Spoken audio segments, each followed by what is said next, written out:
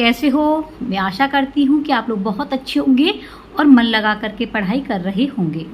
दोस्तों, आप अध्ययन कर रहे हो संस्कृत व्याकरण प्रवेशिका डॉक्टर बाबूराम सक्सेना द्वारा जो रचित है। तो फ्रेंड्स, अभी तक के जितने टॉपिक कवर करा दिए हैं और आपने नहीं देखे हैं तो प्लेलिस्ट से जा कर के आप सारे टॉपिकों को कवर कर सकते हैं। जैसे दोस्तों, आपका व्याकरण शास्त्र है, पाणिनि, अष्टाध्यायी, प्रत्याहार, अनुबंध, गणपाठ, ये सभी करा दिए हैं। संज्ञाएं और परिभाषाएं ये सभी दोस्तों करा दी हैं।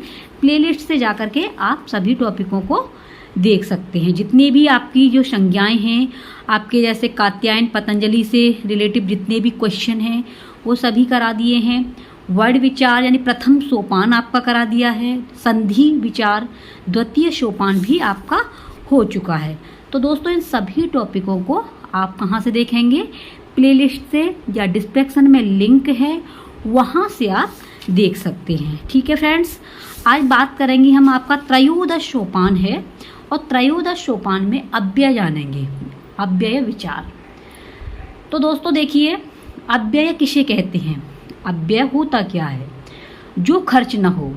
अव्यय का मतलब क्या है? जो खर्च न हो, जिसमें विकार ना हो। विकार मतलब परिवर्तन, जो परिवर्तन न हो। ठीक है, जो खर्च ना हो, जिसमें विकार ना हो, जो परिवर्तन न हो, जिसमें कोई भी परिवर्तन न हो, उसे क्या कहेंगे? अव्यय।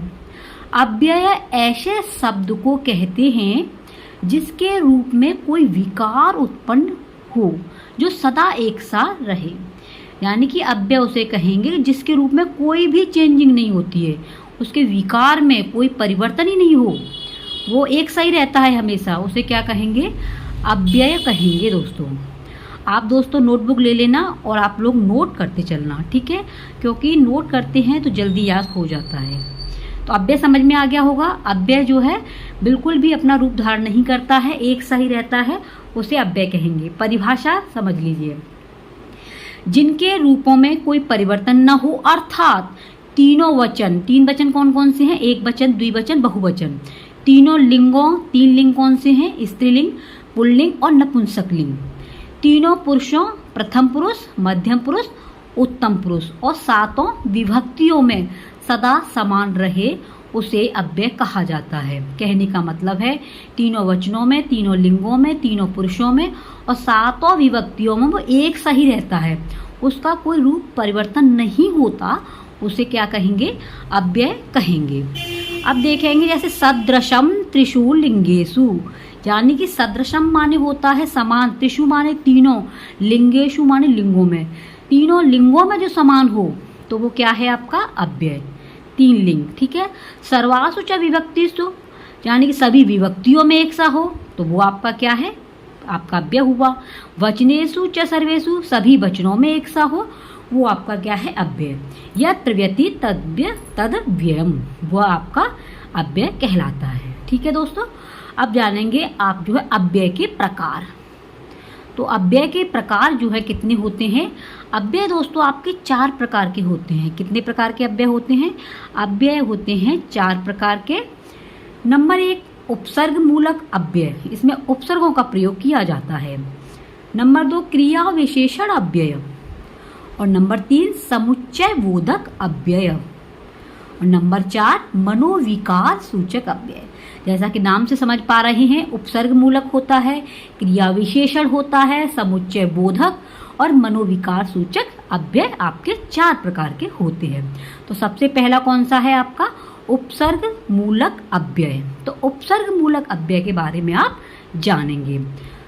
उपसर्गः क्रिया योगे, उपसर्गः क्रिया योगे, प्रादयः क्रिया योगे, उपसर्ग संज्ञा इस योग। यानी कि कहने का मतलब है, जो धातु से पहले लगता है वो आपका उपसर्ग कहलाता है। परिभाषा को जानेंगे, संस्कृत की है, आप देखिए हिंदी में समझिए आप जो है। वैसे ये भी समझ में आ गया होगा। उपसर्ग क्रिया योगे, उपसर्ग किसी धातु के पहले जोड़ा जाता है। उपसर्ग क्या होता है? धातु के पहले जोड़ा जाता है उपसर्ग के लगने से अर्थ में परिवर्तन होता है। ये बात दोस्तों आप याद रखना, जो उपसर्ग होता है वो धातु के पहले जोड़ा जाएगा और जैसे पहले जोड़ेंगे तो वो क्या है, उसके अर्थ में परिवर्तन हो जाएगा। ठीक है, उपसर्गों की संख्या कितनी है? तो उपसर्गों की संख्या आपकी 22 है। क्वेश्चन पूछ लेता है कि उपसर्गों की संख्या कितनी है, तो संख्या आपको 22 बतानी है। उपसर्ग किसे कहते हैं? जो धातु के पहले लगता है और अर्थ परिवर्तन कर देता है। तो 22 उपसर्ग कौन से हैं? प्र, परा, अप, सम, अनु, अव, निस, निर, दुस, दुर, वी, आंग, नी, अधि, अपि, अति, सो, उत, अभि, प्रति, परि, उप, एते उपसर्गहा। यानी कि ये 22 उपसर्ग आपको याद होनी चाहिए। क्वेश्चन ऐसे भी आ जाता है कि इनमें से उपसर्ग नहीं है, तो आपको ये याद करने हैं। प्र, परा, अप, सम, अनु, अव, निश, निर, दुस, दुर, वी, आंग, नी, अधि, अपि, अति, सो, उत, अभि, प्रति, परि, उप, एते उपसर्गाः। तो ये कितने हैं उपसर्ग? आपके 22 उपसर्ग हैं। ठीक है दोस्तों, इसे आप नोट कर लेना, महत्वपूर्ण चीज है। उपसर्गों के द्वारा धातु के अर्थ को बदला जा सकता है। जो उपसर्ग होते हैं उसके द्वारा क्या होता है, धातु के अर्थ को बदला जा सकता है। जैसे उपसर्गेण धातवर्थो वलाद अन्यर्थ नियते प्रहार, आहार, संहार, विहार, परिहारवत्। उपसर्गेण धात्वर्थो वलाद अन्यर्थ नियते प्रहार, आहार, संहार, विहार, परिहारवत्। उपसर्ग के कार्य को समझेंगे। कहीं धातु के अर्थ में बाधा पहुंचाता है, बाधा माने रुकावट, कहीं धातु के अर्थ में बाधा पहुंचाता है, कहीं उसका अनुसरण करता है, अर्थ में विशिष्टता लाता है। ये इसके कार्य है उपसर्ग के। कभी कभी बाधा भी उत्पन्न कर देता है, कभी कभी अनुसरण भी करता है और उसकी अर्थ में विशेषता भी लेके आ जाता है। वह आपका क्या कहलाता है? उपसर्ग कहलाता है। ठीक है, जैसे प्र से बन गया प्रहार, प्रमोद, प्रतिज्ञा, है ना। तो ये सभी क्या हैं? ये उपसर्ग कहलाते हैं। तो पहला समझ में आ गया। अब दूसरी बात करेंगे, क्रिया विशेषण अव्यय। ये अव्यय के प्रकार हैं और आपने इसमें उपसर्गों को भी अच्छी तरीके से समझ लिया होगा। क्रिया विशेषण अव्यय। तो क्रिया विशेषण अव्यय क्या होता है दोस्तों? क्रिया विशेषण स्व आदि अव्ययों में गिनाए हुए शब्द हैं। यानी जो क्रिया विशेषण होता है उसमें क्रिया की विशेषता बताई जाती है। ठीक है, क्रिया विशेषण स्व माने होता है अपने आप में, स्व आदि अव्ययों में गिनाए जाते हैं। जैसे अकस्मात, अकस्मात माने एक वार्गी, अधुना, अब, यदा, अब, अधुना माने अब, यदा माने जब, अंतरा बिना बीच में, बिना भी बोल देते हैं, बीच में भी, अंतरेण बीच में। ये क्या है? आपके क्रिया विशेषण अव्यय चल रहे हैं दोस्तों। ठीक है, अचिरम माने शीघ्र, अचिरात माने शीघ्र और अचिरेण माने शीघ्र। यानी अचिरम में भी शीघ्र देखने को मिलेगा, अचिरात पंचमी विभक्ति में भी शीघ्र है, अचिरेण तृतीय विभक्ति में भी आपका क्या है? शीघ्र। तो ये है आपका क्रिया विशेषण। नेक्स्ट है समुच्चय बोधक अव्यय। क्या है? समुच्चय बोधक अव्यय को आप समझेंगे। तो दोस्तों देखिए, ये 3rd नंबर का है समुच्चय बोधक अव्यय। च माने क्या है? और। संस्कृत में च को क्या बोलेंगे? संस्कृत में च को बोलेंगे और। ठीक है, तो और का प्रयोग किया जाता है इसमें। तो च माने क्या है? और है। च और शब्द का अर्थ संस्कृत में बहुधा च शब्द से बतलाया जाता है। बहुधा च अर्थ से बतलाया जाता है, च अर्थ से जिसका बोध हो। कहने का मतलब यह है, समुच्चय का मतलब है जिसमें च का बोध होता हो। बोध माने ज्ञान। जैसे यावत तावत, इसमें मतलब समुच्चय वाले वर्ड आते हैं, यावत तावत, यदा तदा। ठीक है, यत्र तत्र, ये सभी किस में आ जाते हैं? समुच्चय बोधक में। यावत तावत जब तक तब तक, यदा तदा जब तब, जब तब। तो ये क्या है? समुच्चय बोधक अव्यय होते हैं। च का बोध होता है, और का बोध होगा। जैसे जब तक, तब तक, जब और तब, ये सभी आ जाते हैं इसमें, यत्र तत्र। ठीक है, तो ये समुच्चय बोधक है। नेक्स्ट है, लास्ट है, जबरदस्त है। और दोस्तों आपने अभी तक अपने चैनल को सब्सक्राइब नहीं किया हो तो सब्सक्राइब जरूर कर देना दोस्तों। रोजाना आपको टीजीटी संस्कृत की महत्वपूर्ण क्लासें कराई जा रही हैं, इसलिए जितने भी हमारे संस्कृत के मित्र हैं उन तक इस वीडियो को जरूर शेयर किया करो। ये छोटा सा काम आपसे रिक्वेस्ट करती हूँ, आप ये छोटा सा काम अवश्य किया करें, ठीक है दोस्तों। चौथा है मनोविकार सूचक अव्यय। मनोविकार, मन विकार, मन में जो विकार उत्पन्न होते हैं वो आपका क्या है, मनोविकार सूचक अव्यय। इसमें देखो कैसे कैसे शब्द आते हैं, हे भगवान, ओ हुआ कितना बुरा हुआ, भो, यानी कि इसमें हे, ओह, भो आदि शब्द निकल करके आते हैं। हे माने अरे, ओह माने आई, ये ऐसे हे अरे, ओह आई, भो आदि ये शब्द किसमें आएंगे, ये मन के विकार होते हैं। जैसे दोस्तों पैर में कांटा लग जाने पर मन से आने वाले शब्द, जैसे पैर में कांटा लग गया तो ओ मैया होता है ना, हे भगवान। तो हमारे क्या है, ये मन से विकार उत्पन्न होते हैं, मन से जो विचार होते हैं तो वो क्या कहलाते हैं, मनोविकार सूचक अव्यय कहलाते हैं।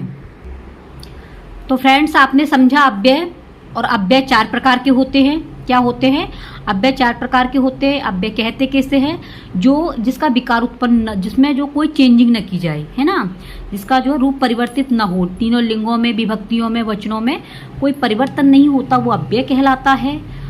सबसे पहला था उपसर्ग। उपसर्ग आपके 22 होते हैं।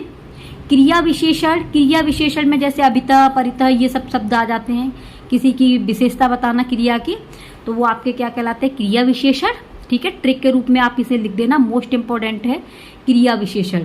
इसमें शब्द जो आएंगे वो अभितः से रिलेटिव होते हैं, जो मैंने अभी शब्द आपको कराए हैं उन्हें आप नोट कर लेना। तीसरा है समुच्चय बोधक। समुच्चय बोधक में ये 2 वर्ड जरूर आएंगे, यावत तावत, यदा तदा, ठीक है, यावत तावत, यदा तदा, यानी हाइफल जैसा वर्ड जरूर आएगा। तो ये क्या है, समुच्चय बोधक।